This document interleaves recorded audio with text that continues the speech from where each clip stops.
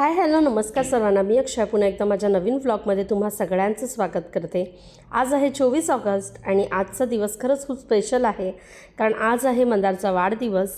Saturday आहे, त्यामुळे मंदार घरीसुद्धा आहेत. त्यांना सॅटर्डेला सुट्टी असली ना तरी ते ऑफिसला जात असतात, पण आज मात्र त्यांनी सुट्टी घेतलेली आहे.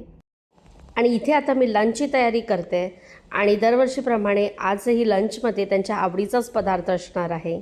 आणि आज त्यांनी रवा डोशाची फरमाईश केली आहे, त्यामुळे मी आता रवा डोसा बनवते आहे. त्यासाठी इथे मी घेतलेला आहे 1 कप रवा, पाऊण कप तांदळाचं पीठ, पाव कप मैदा, 2 स्पून दही, जिरे आणि चवीपुरतं मीठ असं सर्व घालून सर्व ड्राय इन्ग्रेडियंट्स आहेत ना व्यवस्थित मिक्स करून घ्यायचे. यानंतर कोथिंबीर, कढीपत्ता आणि मिरची बारीक चिरून यामध्ये घालायची. तुम्हाला पाहिजे असेल तर तुम्ही कांदासुद्धा चिरलेला घालू शकता. आणि मग थोडं थोडं पाणी घालून सर्व मिश्रण व्यवस्थित मिक्स करून घ्यायचं. अशी ही माझी इझी रेसिपी आहे, इन्स्टंट आणि मस्त कुरकुरीत असे टेस्टी रवा डोसा. मी याआधी बऱ्याचदा केलेले आहेत. आणि इथे दीदी आलेली आहे क्लिनिंगसाठी, त्यामुळे मी थोड्या वेळ थांबलेली आहे बाजूला. आणि हे बॅटर आता अर्धा तास मी बाजूला ठेवून देणार, जेणेकरून त्यातला जो रवा आहे तो व्यवस्थित फुलेल. आणि आत्ता मी बनवायला घेते फालुदा. आणि आज स्पेशल दिवस आहे म्हटल्यावरती डेझर्ट तर पाहिजेच दिवसाच्या शेवटी. तर इथे हे असे दुधाचे कॅन मिळतात. आपल्याकडे जशी दुधाची पिशवी मिळते, आणल्यावरती दूध तापवावं लागतं, तसं काही तापवायची गरज नसते. मी हा 2 लिटरचा कॅन आणते. यामध्ये तुम्हाला अर्धा लिटर, 1 लिटरच्या बॉटलसुद्धा मिळतात. प्रत्येक ब्रँडमध्ये तुम्हाला 2 प्रकार दिसतील, फुल फॅट आणि लो फॅट. त्याचबरोबर दहीमध्ये सुद्धा तुम्हाला लो आणि फुल फॅट असे 2 प्रकार दिसतील. आणि हा 2 लिटर कॅन ऑलमोस्ट 13 दिरामपर्यंत मिळतो, म्हणजेच आपले 250 ते 300 रुपये. अलमराई, अल रवाबी असे बरेचसे ब्रँड आहेत इथे. आणि त्याचबरोबर हे आहे फालुदाचं पॅकेट, जे मी यावेळी भारतातून येताना घेऊन आले होते. त्याचाच मी आता फालुदा करते. आणि इथे मी आता अर्धा पॅकेटच यूज करणार आहे, कारण आम्ही दोघेही आहे ना गोड खाणं जास्त अवॉइड करतो. आणि आता लास्ट लुलूच्या फेरीमध्येच आहे ना क्वालिटी बॉल्सचा आईस्क्रीमसुद्धा आणलेला आहे घरामध्ये. तर म्हटलं की फालुदा करूया. आणखी 5 मिनटं घट्ट होऊ देणार, त्यानंतर थंड करून मस्त फ्रीजमध्ये ठेवून देणार. अर्धा तासानंतर रवा बॅटर अगदी परफेक्ट रेडी झालेला आहे. त्यातला रवा अगदी मस्त फुललेला असतो. आणि आता ना पाहिजे तितकं पाणी घालून आणि आणखी थोडंसं मीठ घालायचं, कारण आपण पाणी घालून बॅटर एक्स्ट्रा वाढवलेलं असतं. ते एकीकडे डोसा पॅन मस्त तापलेला आहे. आणि आता डोशाचं बॅटर असं चमच्याने यांना वरतून सोडायचं, जेणेकरून ते मस्त पसरतं आणि सगळीकडे व्यवस्थित पसरेल असा पातळ लेअर टाकायचा. जेव्हा आपण रवा डोसा बनवतो त्यावेळी खूप पेशन्स हवे, कारण मस्त क्रंची होईपर्यंत अजिबात पलटवायचा नाही. आणि रवा डोसासोबत मस्त अशी खोबऱ्याची चटणीसुद्धा मी तयार केलेली आहे. आता डोशाच्या वरच्या बाजूला थोडासा ड्रायनेस आलेला आहे, ओलावा जाऊन. यानंतर मी यांना सगळीकडनं तेल सोडते. डोशाचा रंग बघून आपल्याला समजतं की एका बाजूने मस्त क्रिस्पीनेस आलेला आहे. आणि मी टर्न करून पुन्हा दुसरी बाजूसुद्धा आहे ना अर्ध्या मिनटासाठीच मस्त शेकून घेते. आणि तुम्ही बघू शकाल की ती मस्त क्रिस्पी आणि रंग आलेला आहे. आणि मी इतर करता करता आर्विक आणि मंदारला सर्व करते, जेणेकरून ते मस्त गरम गरम खातील. आणि अजून आता बरेच करायचे आहेत आणि झटपट व्हावे यासाठी मी डोसा पॅनसोबतच फ्राईंग पॅनसुद्धा ठेवते, जेणेकरून दोन्ही बाजूला आहे ना पटापट डोसे करता येतील. आणि फ्राईंग पॅनसुद्धा आहे ना नॉनस्टिकच असल्यामुळे त्यामध्ये सुद्धा डोसे येतीलच. आणि यावेळी भारतातून आल्यानंतर मी काय काय घेऊन आले ह्याचा काही मी वेगळा व्लॉग केला नाही, पण हे दोन्ही पॅनसुद्धा मी यावेळी भारतातून येताना घेऊन आले होते.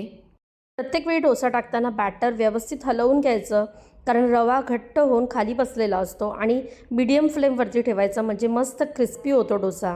आणि तुम्ही बघू शकाल की फ्राईंग पॅनमध्ये सुद्धा तितकाच मस्त झालेला आहे डोसा. चला तर मग बाकीचे सर्व डोसेसुद्धा असेच करून घेते. तेपर्यंत तुमच्यासोबत एक व्हिडिओ शेअर करते, जो काल मी केक बनवता बनवता शूट केला होता.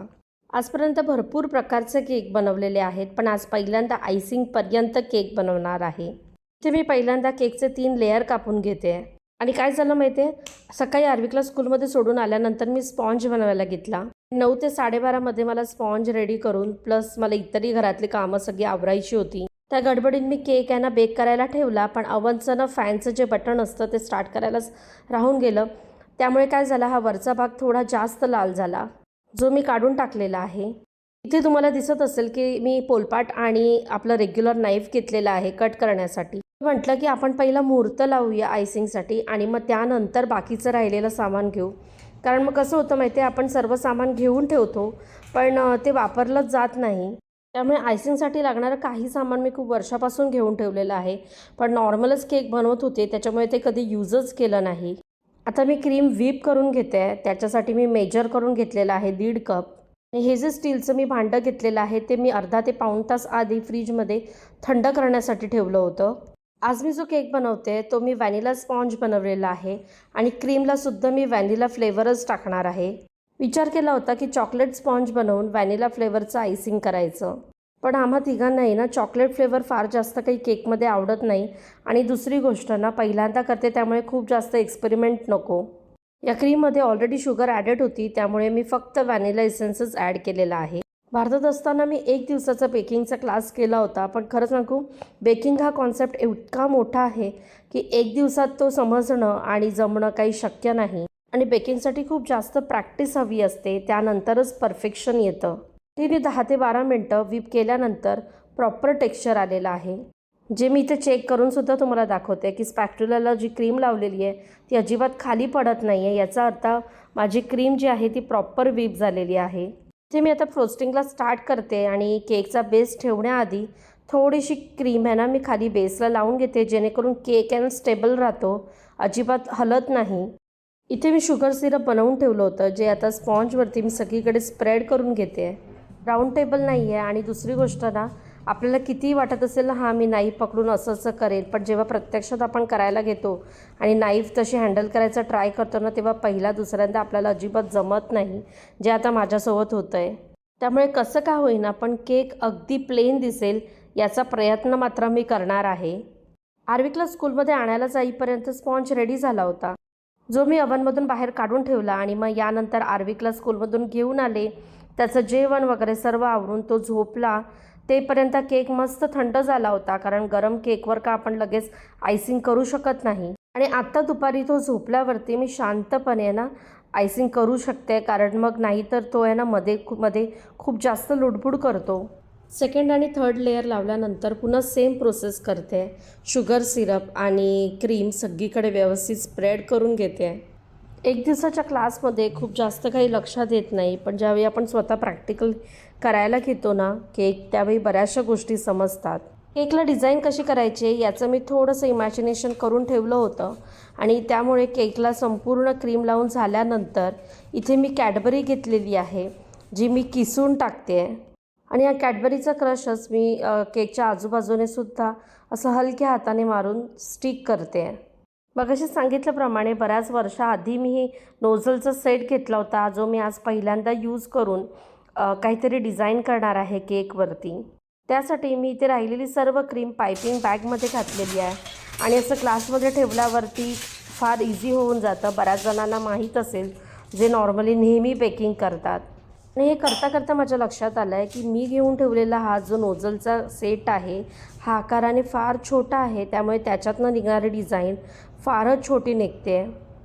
मला डिझाईन करायला खरंच खूप छान जमलं असतं जर नोझल परफेक्ट साईजची असते. तर मी हा आता 3रा नोझल यूज करून थोडी तरी बरी डिझाईन निघालेली आहे.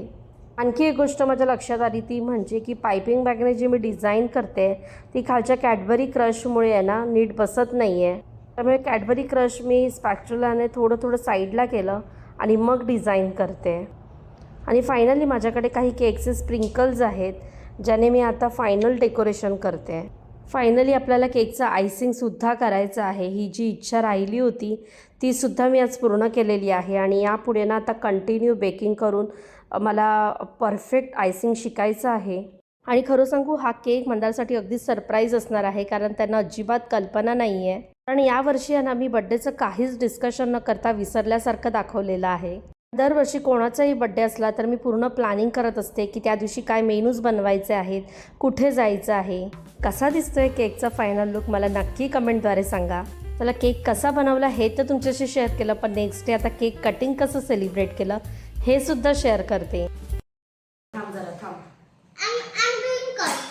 वेट तर घरच्या घरी छोटंसं सेलिब्रेशन करूया. कसं वाटतंय आज? आता टेस्ट करायची वेळ आली आहे फायनली. कालपासून आर्विकने पण भरपूर कंट्रोल केला, तर आता त्याला आपण खायला देऊया. नाही ऍक्च्युली मी यावेळेचा बर्थडे असं दाखवलं होतं की माझ्या लक्षातच नाही. परवापर्यंत असं दाखवलं, एकही शब्द बर्थडेचा यावेळी काय करायचं काहीच प्लॅन त्यांना बोलून दाखवलं नाही. प्लॅनिंग म्हणजे सच की काय करायचं त्या दिवशी, काय मेनूज. नाही तर दरवर्षी मी बोलून दाखवते काय करायचं काय नाही. तर असं दाखवलं की मी विसरलीये. तुम्हाला पण असंच वाटलं होतं ना? विसरलीये म्हणजे लास्ट कालपर्यंत म्हणजे मी ऑफिसवरून घरी येईपर्यंत आमचं या बाबतीत काही डिस्कशनच झालं नाही की माझा बर्थडे मग काय करायचंय काय नाही. तर मला वाटलं की ती विसरली म्हणून, पण ती विसरली नव्हती. आल्यावर मला तो सरप्राईज जेव्हा फ्रीज ओपन केलं तेव्हा कळाला. तो पण आल्या मला आर्विकने सांगितलं, याने सरप्राईज ओपन केलं. ऍक्च्युली ना दरवर्षी कसं असतं, त्या दिवशी काय बनवायचंय, कुठे जायचंय, त्या दिवशी जे लंच किंवा डिनर आम्ही एखाद वेळ बाहेर करतो आणि एखादा वेळ मी घरी काही ना काय आवडते मेनूज बनवते. तर ते सगळं मी आधीच प्लॅन करते, डिस्कस करते. तर यावेळी मी मुद्दाम असं दाखवलं की माझ्या लक्षात नाही, मी असं जाणवून दिलं. आणि मग कालचा फुल डे मी आर्विकला स्कूलमध्ये सोडून आल्यानंतर स्पॉन्ज बनवला. त्याच्यानंतर दुपारी तो स्कूलमधून आल्यावर त्याचं सगळं झाल्यावर त्याला झोपवल्यावरती शांतपणे आयसिंग केलं. आणि पहिल्यांदा करताना बऱ्याचशा गोष्टी आपल्याला कळतात. तर असं सगळं. आणि मग संध्याकाळी आल्यावरती फायनली त्याने फ्रीजमध्ये पाहिलं. तर मग कसं वाटलं? विसरू शकते कधी? म्हणजे तो सरप्राईज म्हणजे मला माहित नव्हता, एकदम हिडन ठेवला होता माझ्या. आल्यावर बघितल्यावर मी थोडं सरप्राईज झालो. मला पहिले वाटलं की रेडीमेड केक आणलाय की काय, असं फर्स्ट लुक मध्ये बघून असं वाटलं होतं. मग नंतर कळालं की हे तिने बनवलंय असं आर्विक बोलला. तर कळलं की काल तिने दिवसभर यासाठी पूर्ण खटाटोप केला होता. आर्विकला सुद्धा ना मी अजिबात खबर लावली नव्हती. त्याला समजत नाही. त्याला एकदा आपण बोललो पप्पांचा बर्थडे उद्या, मग त्याला समजतं ना.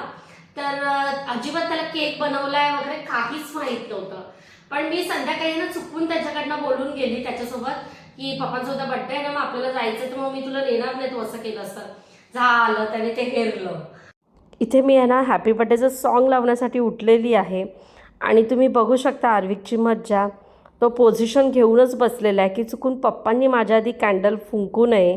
आणि या लहान मुलांना इतका क्रेज असतो ना की कोणाचाही बड्डे असला ना तरी यांनाच केक कट करायचा असतो.